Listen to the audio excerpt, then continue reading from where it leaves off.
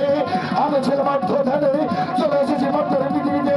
হয়তো দেখা যাচ্ছে কৈলাসনগর, এই কৈলাসনগর মহামণি সেই মন্দির, আমি সেখানে যাবো। আমার ভক্ত মহামণি আমাকে স্মরণ করছে, আমি যাবো মহামণি আরতি বর্ষণ করবো, মহামন্দিরে পুষ্পাঞ্জলি অর্পণ করবো। আমি তার কাছে চলে যাবো। মহামণি তোমার ডাকে শুনে আমি কি বসে থাকতে পারি? তাই তো চলে এসেছি তোমাকে। প্রণাম প্রভু।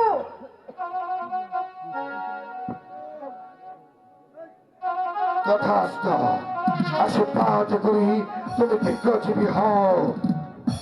মহামণি আমি বহু দূর থেকে সেই পঞ্চপুর থেকে উত্তর সাহসে ওই পাতালপুরি থেকে আমি চলে এসেছি আকাশে ভ্রমণে তোমার এই মন্দিরে তোমার পুষ্পাঞ্জলি ভক্ষণ করবো বলে।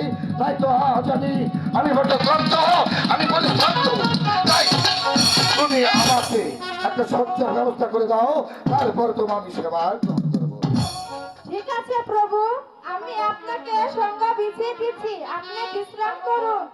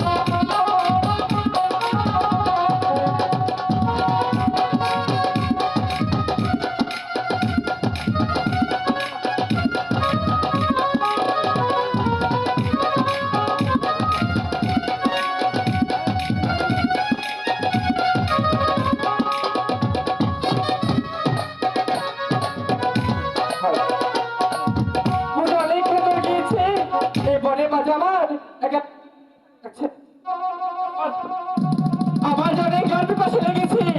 ওই দুটি কুঠি দেখা যাচ্ছে, ওই কুঠিরে গিয়ে একটু জল পান করে আসি আর দেখি আমার প্রভু টাকা পাই কিনা।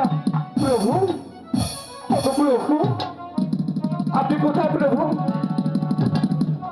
প্রভু,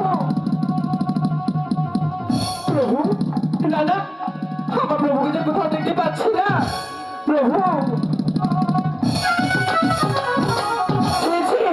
প্রভু আমার ভাবতে লজ্জা হচ্ছে, আমি এত নিজের উপরে। পার্বতী তোমার সামনে কথা বলো, তুমি কেন বুঝতে পারছো না পার্বতী? তুমি কার সামনে দাঁড়িয়ে কথা বলছো? আমি হয়েছি দেবের দেব মহাদেবের প্রভু শ্রী ঠাকুর।